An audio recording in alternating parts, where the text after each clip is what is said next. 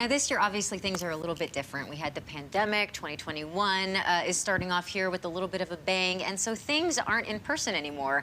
It's virtual. Tell us how the event is shaping up virtually. So for our virtual clubhouses, things obviously will be very different. Usually we see you and we have all of these people coming in to the Museum of Nature and Science, and it's a really fun day. Now it's going to be a really fun month. We're going to have presentations all month long, twice a week. The full schedule is on the Museum of Nature and Science website, so you can actually go there and sign up, and you get one Zoom link that will stick with you the entire month, so you can log in and get into all of the presentations that the mentors will be giving. I'll be giving one this Saturday at 10 a.m., so that will be the kickoff of Girls and Science. So we're really excited. There were some activity kits that people were able to pick up, so if you were one of the folks that got to get one of those, we are excited about that because there will be a whole video side where you can watch and learn a little bit more and do your virtual activity. That's so exciting. So tell us a little bit more about your activity. In the past, we've seen you have Lauren's Clubhouse, and this year, again, the Clubhouse is virtual. So what does that look like? So this year, the clubhouses are actually, I mean, I have learned a lot about,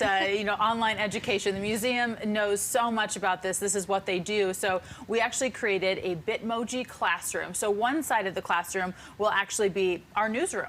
So you'll get to kind of click and learn different things that are in the newsroom, from the green screen, even just down to the cameras and the lights and the microphones. We will kind of walk you through what a newsroom looks like. And the other part of it is the theme of my clubhouse this year, our virtual clubhouse, which is Lauren Whitney's Precipitation Party. So you'll learn about snow and rain and sleet and freezing rain, and then different weather instruments in the virtual clubhouse. So we wanted to make it fun, wanted to still make it a party, right, even though it's virtual. You know, and I love that there's one Zoom link that everybody can tap into for all these presentations. That makes it really easy. This is, again, where the museum is so dialed in. They've got this down, so they know that you will lose 10,000 emails. So you will get one email with one link and then the full schedule of events. So it's easy to follow along. You can put it on your Google Calendar, Outlook Calendar, and you'll be good to go. You don't have to worry about the inbox clutter, exactly, at least with this event. Now, tell us a little bit about what you'll be talking about this weekend. So this weekend, I kick off the event, and so you'll be learning and hearing from different mentors throughout the entire month. So we're going to be talking not just about weather and what it's like to be a meteorologist, but we're going to be talking about what, all these different scientists are like as a real person. Wow. So there's so much more to people than just their job. So what do we do behind the scenes? What do we like at home? And what was our education like? How did we get here? Because everyone's path is very different, and some people sort of stumble into their jobs, and it's not necessarily the direct route that maybe would you would think so on paper. Right. So it's going to be really interesting to hear from all these different people. You know, speaking of stories, I think you actually have a really interesting one. I know that you started off in this career, but you were interested in sports, and you even have a news background.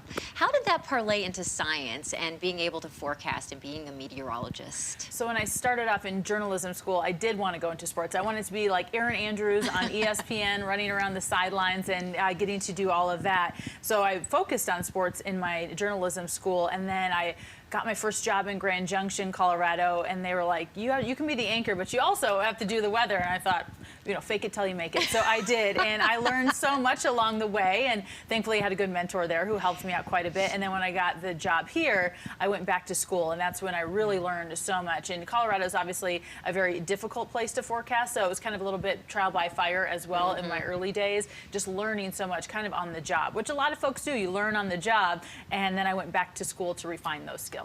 That's so exciting, and I'm friends with Lauren, and so I've seen her kind of go through this transition of going into school, getting that second degree, and it's been really fun to watch. And I think what's so cool about this event is that you're actually encouraging girls to enter STEAM careers. Things that might be a little bit scary or intimidating. You're saying, I can do it. That means you can do it. Exactly. There's so many paths to get there. You might be thinking, oh, well, I hate algebra, or I don't love chemistry. You might not ever use chemistry, so you don't even have to worry about that. But we can, kind of help you maybe find different things that you may like, or say, oh, you work at this place, but there's also this job. Well, I think about that, but I don't have to do some of these things to get there. So just because you don't like one subject doesn't mean that you can't go into a STEAM career.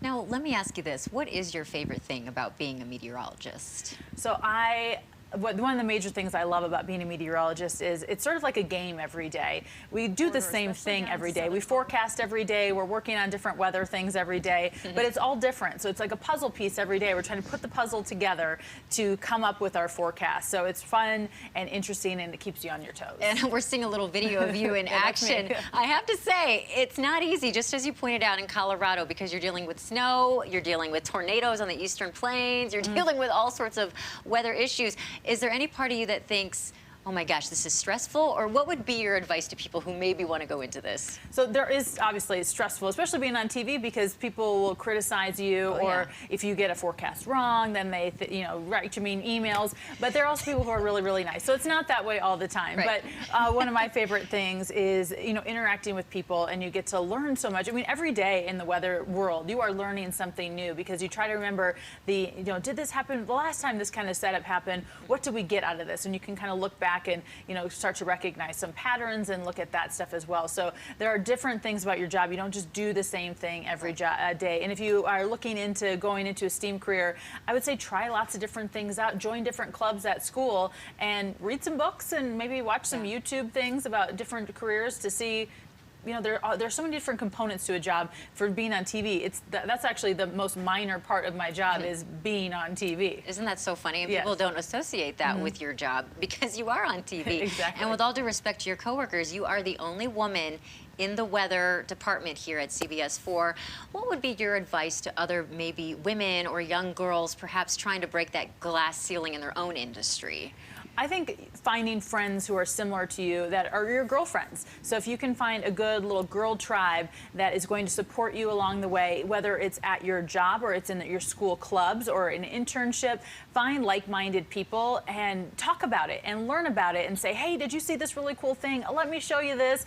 And talk not just about science, but other things as well. And really find that core group of people who will be your friends then forever. And you will, even if you live in all different places, you will be able to find that girl group again and lean on each other as you go forward in your career. There's something to be said about having that community and having people support you and you supporting others. Exactly. And that's what Girls in Science really is all about. So anything else that you would like for people to know about Girls in Science this year? We've been doing it several years now, right? This is our 7th year, so we are dialed in, but this is our first all virtual. So if you're thinking, where do I show up? What do I do?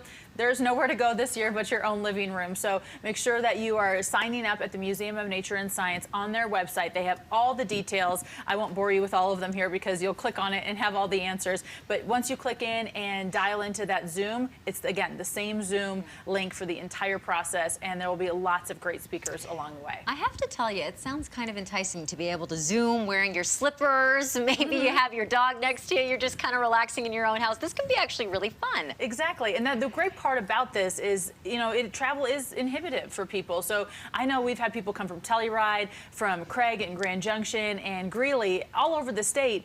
But that is really hard. What if your family already has plans? So this means that you can join in from everywhere. And hopefully we actually get some people from other states. I have family in Minnesota, Arizona. I'm going to send them to them all. Yeah, absolutely. This presents a whole new slew of opportunities for people having it virtual. Exactly. All right, Lauren, thank you so much. And thank you for joining us. For more information on the Girls in Science virtual event, remember, the first of its kind here, head to cbsdenver.com.